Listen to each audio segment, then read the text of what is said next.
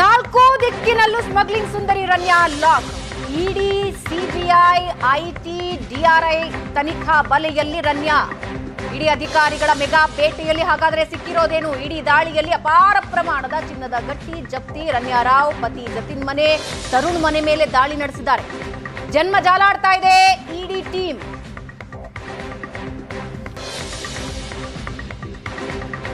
ಏಕಕಾಲದಲ್ಲಿ at A time 8 ಕಡೆಗಳಲ್ಲಿ ದಾಳಿ ನಡೆಸಿದೆ.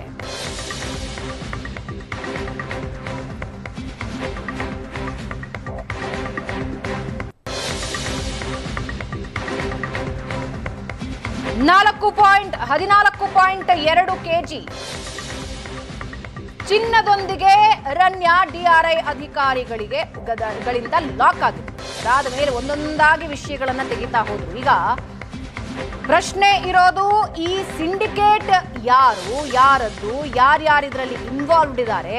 ಒಬ್ಬರನ್ನ ಈ ರೀತಿ ವಿದೇಶಕ್ಕೆ ಕಳಿಸಿ ಚಿನ್ನ ತರಿಸ್ಕೊಳ್ತಾ ಇದ್ರು ಅಂದ್ರೆ ಎಷ್ಟು ಜನ ಕೆಲಸ ಮಾಡ್ತಾ ಇದ್ರು?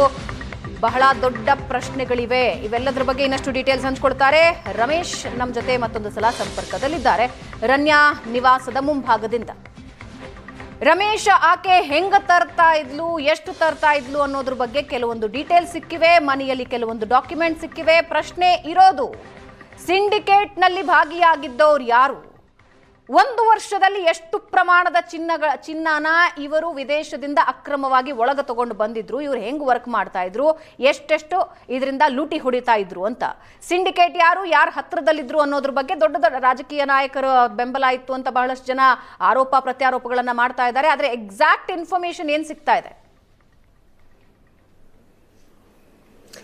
ಭವನ ಅಂದ್ರೇನು, ಈ ಗೋಲ್ಡ್ ಸ್ಮಗ್ಲಿಂಗ್ನ ಹಿಂದೆ ಕೆಲ ಪ್ರಭಾವಿಗಳಿದ್ದಾರೆ. ಸ್ವಾಮೀಜಿ ಹೆಸರು ಒಂದು ಕೇಳಿ ಬರ್ತಾ ಇದೆ. ಜೊತೆಗೆ ಹಲವು ಅವಾಲ ದಂಧೆಕೋರರಲ್ಲಿ ಭಾಗಿಯಾಗಿದ್ದಾರೆ ಅನ್ನುವಂಥದ್ದು ಮೇಲ್ನೋಟಿಗಿರುವಂತಹ ಮಾಹಿತಿಗಳು. ಅಂದ್ರೆ ಈಗಾಗಲೇ ತನಿಖೆಯನ್ನ ಮಾಡಿರುವಂತಹ, ಅಂದ್ರೆ ರನ್ಯಾಳನ್ನ 3 ದಿನ ಕಸ್ಟಡಿಗೆ ತೆಗೆದುಕೊಂಡು ಅವಳಿಂದ ಹೇಳಿಕೆ ಪಡ್ಕೊಂಡು ಮತ್ತೆ ಇತರರನ್ನ ಹೇಳಿಕೆಯನ್ನು ಪಡ್ಕೊಂಡು ಕೋರ್ಟ್ಗೆ ಡಿಆರ್ಐ ಅಧಿಕಾರಿಗಳು ಕೊಟ್ಟಂತ ಅಧಿಕೃತ ದಾಖಲೆಗಳು ಎಸ್ಎನ್ಎಸ್ಗೆ ಲಭ್ಯ ಆಗಿರುವಂತದ್ದು. ಆ ದಾಖಲೆಗಳಲ್ಲೇ ಉಲ್ಲೇಖ ಆಗುವ ರೀತಿ ರನ್ಯಾ ತಾನು ಹೇಗೆ ಈ ಒಂದು ಸ್ಮಗ್ಲಿಂಗ್ ಅನ್ನ ಮಾಡ್ತಾ ಇದ್ಲು ಅನ್ನೋದನ್ನ ಎಳೆಯಾಗಿ ಬಿಚ್ಚಿರ್ತಾ ಹೋಗ್ತಾಳೆ. ಅಂದ್ರೆ ಈ ಹಿಂದೆ ಹಲವು ಬಾರಿ ದುಬೈಗೆ ಹೋಗಿ ಬಂದಿರೋ ಬಗ್ಗೆ ಈ ಡಿಆರ್ಐ ಅಧಿಕಾರಿಗಳಿಗೆ ಒಂದಷ್ಟು ಮಾಹಿತಿಗಳಿತ್ತು. ಆ ಮಾಹಿತಿಯನ್ನ ಆಧರಿಸಿ ಇಂಟರ್ಸೆಪ್ಟ್ ಮಾಡಿ ಆ ಮೂಲಕ ಒಂದು ಕಾರ್ಯಾಚರಣೆಯನ್ನ ಮಾಡ್ತಾರೆ. 1ನೇ ತಾರೀಕು ಮಾರ್ಚ್ 1ನೇ ತಾರೀಕು ಆಕೆ ದುಬೈಗೆ ಹೋದಳು. 3ನೇ ತಾರೀಕು ವಾಪಸ್ ಬರುವಂತ ಸಂದರ್ಭದಲ್ಲಿ ಚಿನ್ನದ ಸಮೇತ ಬರ್ತಾಳೆ ಅನ್ನುವಂಥದ್ದು ಡಿಆರ್ಐ ಅಧಿಕಾರಿಗಳಿಗೆ ಗೊತ್ತಾಗುತ್ತೆ.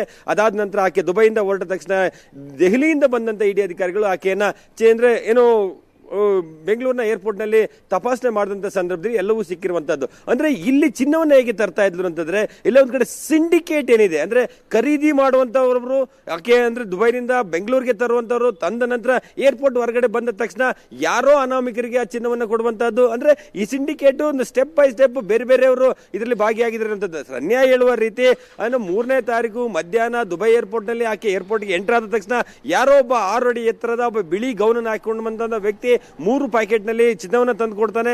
ಅದಾದ ನಂತರ ಅದನ್ನ ಆಕೆ ವಾಶ್ರೂಮ್ಗೆ ಹೋಗಿ, ಅಂದ್ರೆ ಸ್ಟೇಷನರಿ ವ್ಯವಸ್ಥೆಯಲ್ಲಿ ತಂದಂತ ಒಂದು ಕ್ರೇಪ್ ಬ್ಯಾಂಡೇಜ್, ಟಿಶ್ಯೂ ಪೇಪರ್ ನ ಬಳಕೆ ಮಾಡಿಕೊಂಡು ಸೊಂಟಕ್ಕೆ ಸುತ್ತಕೊಡ್ತಾಳೆ, ಜೊತೆಗೆ ತೊಡೆಗೆ ಸುತ್ತಕೊಡ್ತಾಳೆ. ಅದಾದ ನಂತರ ಚೆಕ್ಕಿಂಗ್ ಜಾಗವನ್ನು ದಾಟಿದ ನಂತರ ಆಕೆಗೆ ಆ ಚಿನ್ನ ಸಿಗುತ್ತೆ. ಹಾಗಾಗಿ ಅದನ್ನ ತೆಗೆದುಕೊಂಡು ವಿಮಾನದಲ್ಲಿ ಕೂತ್ಕೊತಾಳೆ. ಬೆಂಗಳೂರಿಗೆ ಬಂದ ನಂತರ ಆಕೆ ಅರೆಸ್ಟ್ ಆಗ್ತಾಳೆ. ಸೊ ಇಲ್ಲಿ ಪ್ರಮುಖವಾಗಿ ಚಿನ್ನವನ್ನ ಹೇಗೆ ಕಳ್ಳ ರೀತಿ ಸಂಗಾಣಿಕೆ ಮಾಡಬೇಕು ಅನ್ನೋದನ್ನ ಆಕೆ ಹೇಳೋ ರೀತಿ ಯೂಟ್ಯೂಬ್ ನಲ್ಲಿ ನೋಡಿ ತಾನು ಕಲ್ತಿದ್ದೆ ಅನ್ನುವಂಥದ್ದು.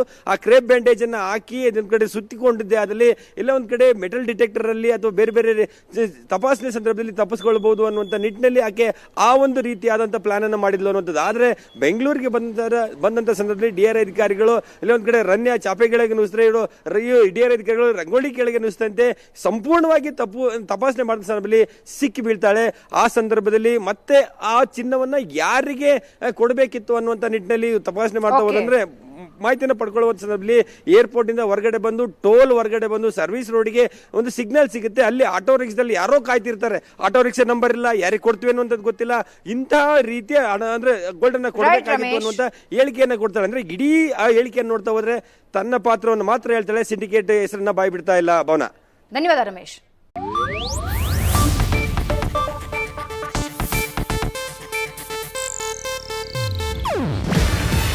ಇದು ಏಷ್ಯಾನೆಟ್ ನ್ಯೂಸ್ ನೆಟ್ವರ್ಕ್ ಪ್ರಸ್ತುತಿ. ನೀವು ನೋಡ್ತಿದ್ದೀರಾ ಏಷ್ಯಾ ನೆಟ್ ಸುವರ್ಣ ನ್ಯೂಸ್.